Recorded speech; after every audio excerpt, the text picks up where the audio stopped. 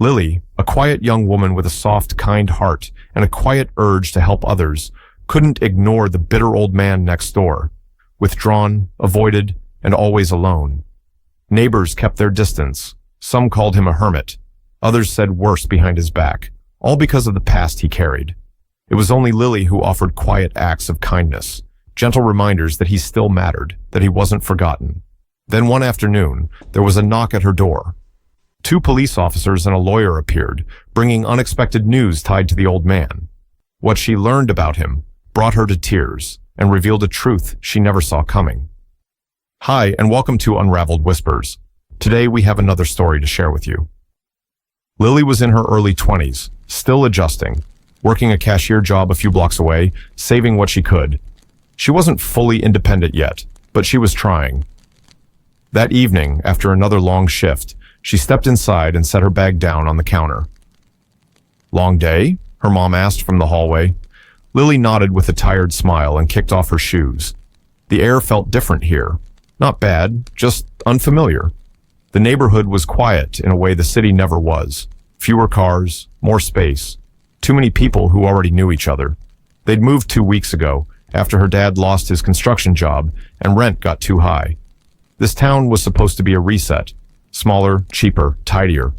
The window above the kitchen sink looked into the neighbor's yard. Lily found herself glancing that way more often than she meant to. The house next door always looked half asleep. Chipped gray paint, overgrown bushes curling around the fence like lazy vines, curtains drawn, porch light on at odd hours. And the man who lived there, quiet, older, always alone. Mr. Crowley. She'd seen him once or twice. Bent frame, flannel shirts even in July, a limp he didn't try to hide. He never waved, never smiled, just brought out his trash late at night and disappeared again. That evening, Lily sat at the dinner table, pushing peas around her plate. Her parents were mid-conversation when her mom paused and nodded toward the window. "Have you seen him yet? The man next door?" "Mr. Crowley?" Lily asked. Her mom lowered her voice. "People say he was in prison, something serious. Manslaughter, I think." Her dad added, 18 years, that's what I heard." Lily blinked. "Really?" Her mom gave a tight shrug. "That's what the woman down the block said. He's been here a few years. Doesn't talk. People keep their distance." Her father leaned back in his chair. "And so should we."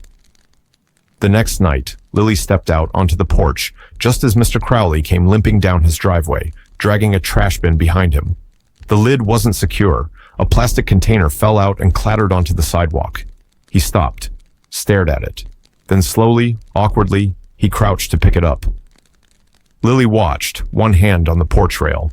A part of her wanted to walk over and help, but something about the stillness of the street, the porch lights off, the silence, made her pause.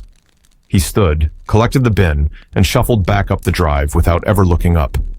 That night, she heard him coughing. Not once, but several times. Deep, rasping spells that echoed faintly through the shared wall between their homes. The next morning, as she walked to work, Lily saw him sitting alone on his porch, still, almost like part of the furniture. He wasn't looking at anything in particular, just staring ahead, hands resting on his lap, like he'd forgotten there was a world in front of him. There was a stillness about him that didn't feel peaceful, more like something waiting too long or giving up on being seen. She slowed for a moment, thought about saying something, but he didn't look up, and she didn't stop. By the time she came home, the porch was empty again. That evening, she said nothing to her parents, just warmed some soup, poured it into a container, and walked next door. She knocked softly. No answer. She placed the container down beside the bag and added a note. "If you need anything, I live next door. Lily." He didn't respond. But the next morning, the porch was empty. The note was gone. Over the next week, she did the same. Small things. A banana loaf she'd baked. Extra groceries. A paperback novel she liked with a sticky note inside. "This one helped me on a bad day." Sometimes he opened the door. Sometimes not. Once he nodded and closed it again. That was enough. One afternoon, as she passed a group of kids walking their bikes, she heard one whisper, "That new girl's always at the hermit's place." At dinner, her mother set down her fork and said, "You've been helping him?" Lily looked up.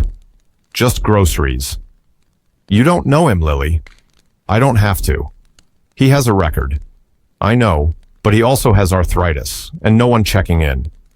Her dad sighed. You're too trusting, Lily. People like that, with a history, they don't always change. Lily didn't argue. She wasn't sure if what she was doing was right or foolish. She just knew it felt human. While others whispered and crossed the street, she kept walking toward his porch. But that didn't stop her. Still, Lily kept going. Some days it was a bag of oranges or a box of crackers from her shift.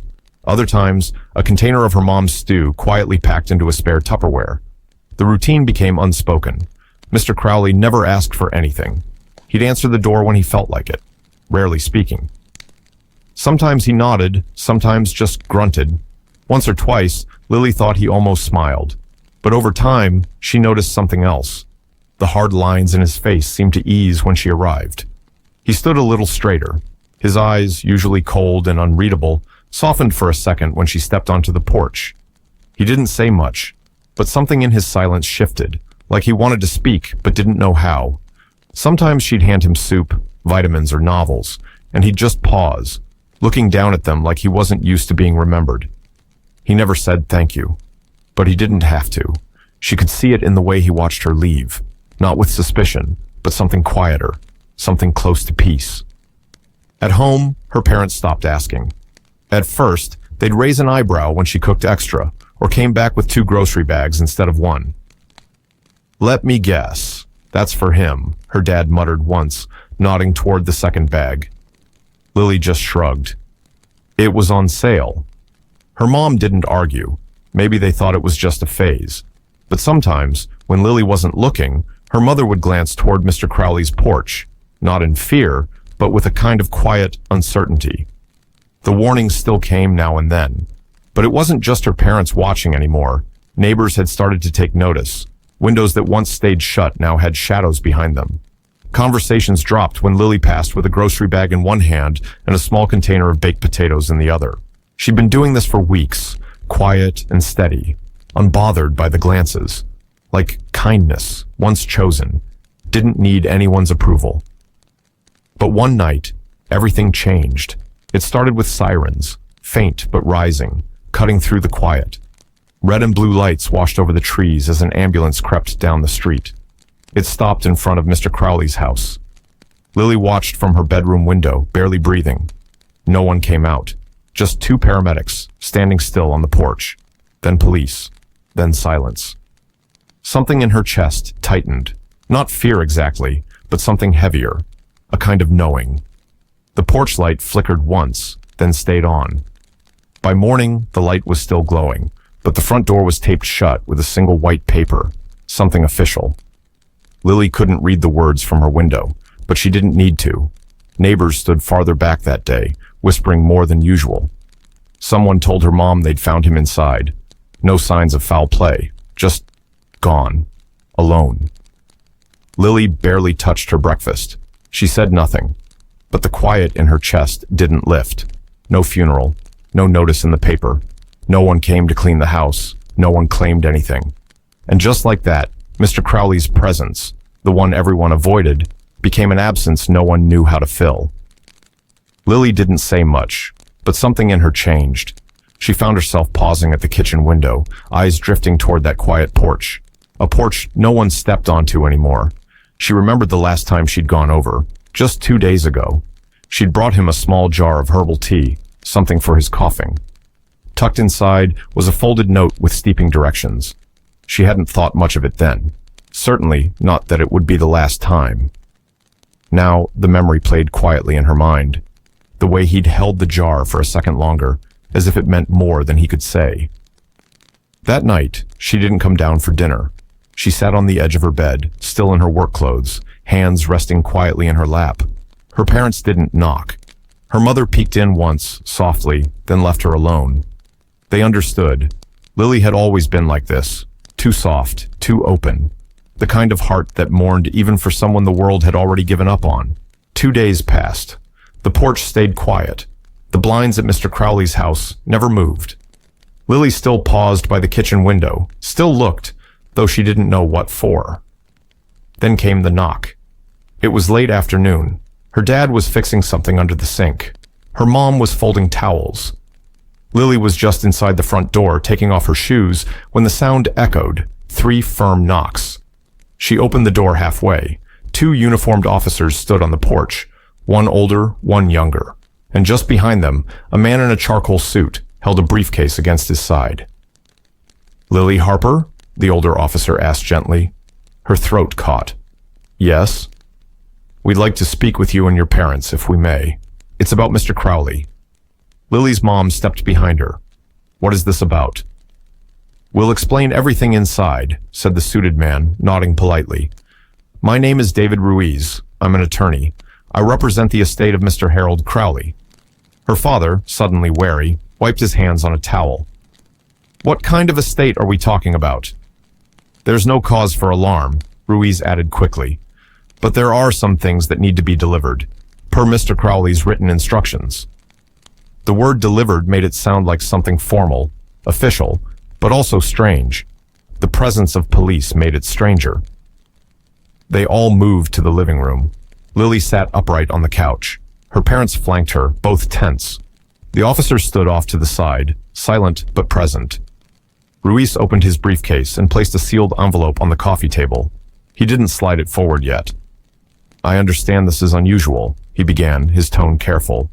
But Mr. Crowley was very specific about how this should be handled. Lily blinked at the envelope, then at the officers standing nearby. They weren't fidgeting. They weren't impatient. If anything, they seemed respectful, watching gently, as if they already knew what this meant. Ruiz glanced toward her, then back down at the envelope.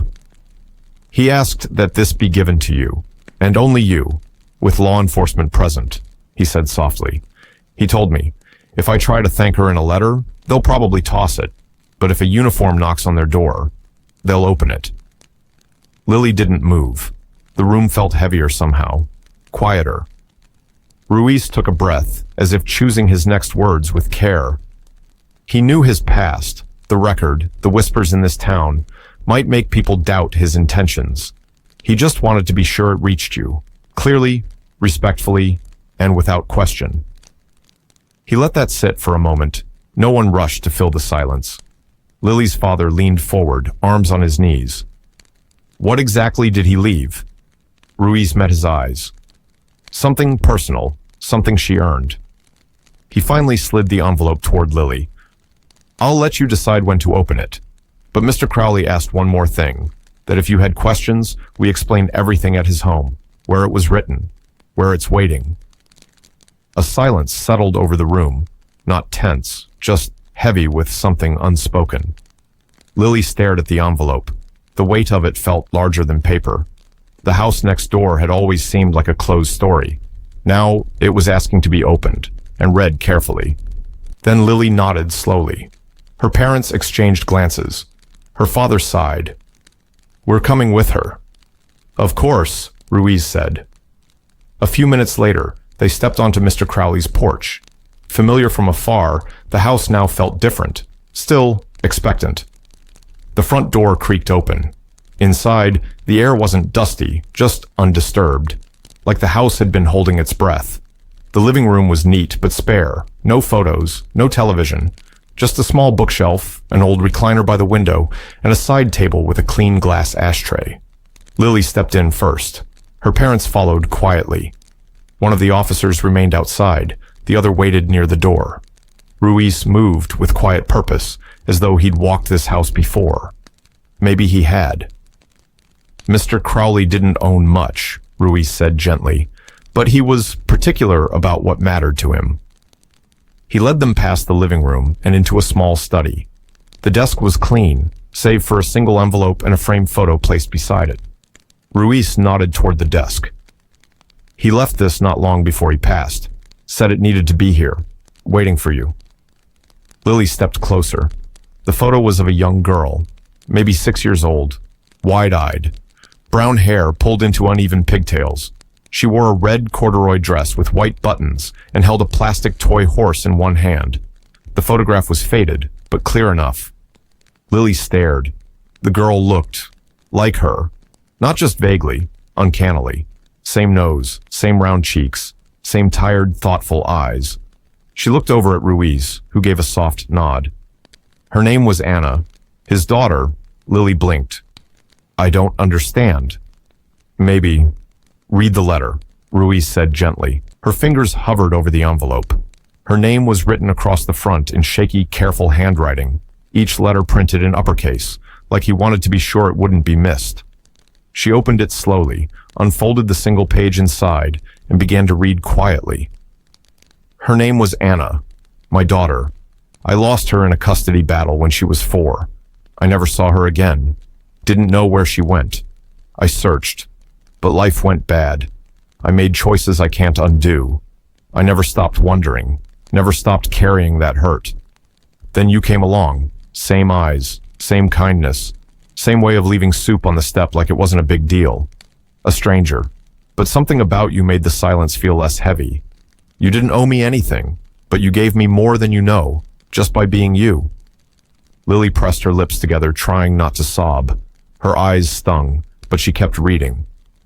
Every time you came to the door, I wanted to say something. Thank you. Hello, just something. But the words never came. I was too out of practice, too unsure.